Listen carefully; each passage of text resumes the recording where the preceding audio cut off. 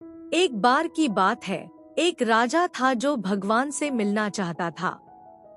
वो 20 साल से लोगों से मदद मांग रहा था, लेकिन कोई उसकी मदद नहीं कर सका। अंत में वह एक साधु के पास गया और उससे मदद मांगा।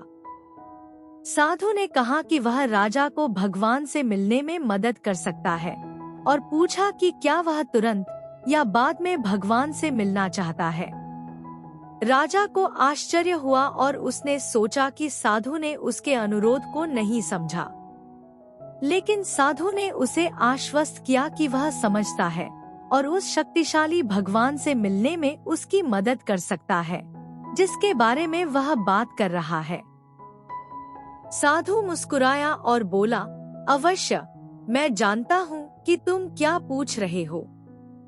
आप सर्वोच्च शक्तिमान ईश्वर से मिलना चाहते हैं, लेकिन मैं आपसे पूछ रहा हूँ कि आप भगवान से अभी मिलना चाहते हैं या कुछ देर बाद। राजा को आश्चर्य हुआ। आज तक उनसे किसी ने ऐसा सवाल नहीं पूछा था।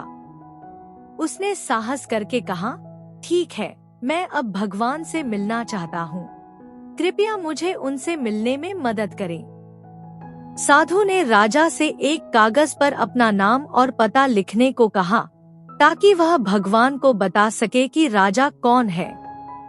राजा ने उसका नाम, पता और अपने बारे में अन्य जानकारी लिखी, लेकिन साधु ने कहा कि यह झूठ लगता है।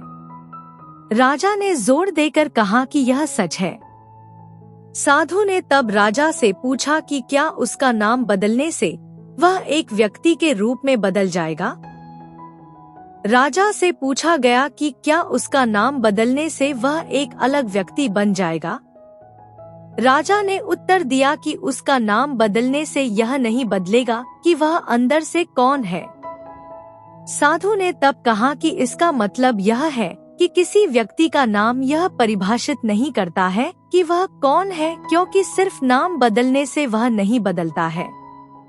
साधु ने तब राजा से पूछा कि यदि वह राजा से भिखारी बन जाए और अपना राज्य और महल खो दे तो क्या वह बदल जाएगा। राजा और साधु बातें कर रहे थे। राजा ने कहा कि भले ही वह अपना राज्य खो दे और गरीब हो जाए, फिर भी वह अंदर से वही व्यक्ति रहेगा। साधु ने कहा कि राजा की पहचान सिर्फ उसके राज्य से नहीं होती। तब साधु ने राजा से पूछा कि उसकी उम्र कितनी है। राजा ने कहा कि वह 40 वर्ष का है। साधु ने पूछा कि क्या जब वह 50 वर्ष का हो जाएगा तो राजा कोई और बन जाएगा, या जब वह बच्चा था तब वह कोई और था। राजा ने कहा कि नहीं, भले ही उसकी उम्र और शरीर बदल जाए, लेकिन वह अंदर से हमेशा वैसा ही रहेगा।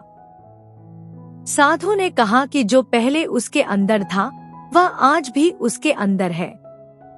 साधु ने तब कहा कि आपकी उम्र और शरीर यह परिभाषित नहीं करते कि आप कौन हैं। साधु ने राजा से कहा कि अगर वह भगवान से मिलना चाहता है तो वह लिख दे कि वह कौन है। राजा को यह कठिन लगा, क्योंकि वह नहीं जानता था कि वह वास्तव में कौन है। साधु ने समझाया कि राजा की वास्तविक पहचान जाने बिना उसे ईश्वर से परिचित कराना कठिन होगा। साधु ने राजा से कहा कि पहले जाकर पता लगाओ कि वह कौन है। एक बार जब राजा को पता चल गया कि वह कौन है, तो उसे ईश्वर की खोज करने की आवश्यकता नहीं होगा, क्योंकि स्वयं को जानना ही ईश्वर को जानना है। अगर हम अपने जीवन में देखें तो पाएंगे कि हम सभी अपनी पहचान नाम, शरीर और उम्र से करते हैं। हमने कभी इनसे परे खुद को जानने की कोशिश नहीं की। लेकिन हमें याद रखना चाहिए कि हमारा शरीर उम्र के साथ बदलता है।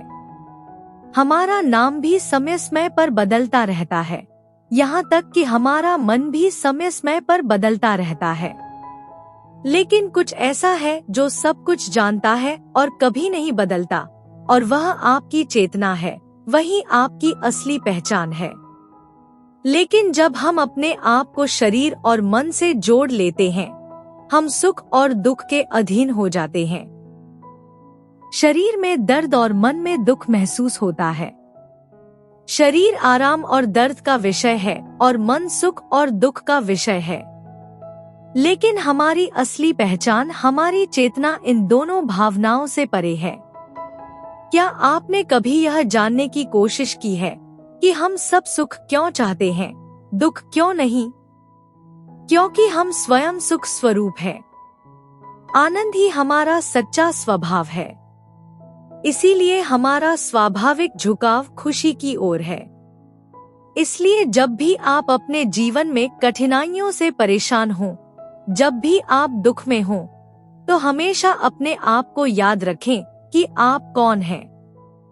अपने स्वयं के आनंद में गोता लगाएं और आप पाएंगे कि आपके सभी दुख तुरंत दूर हो जाएंगे।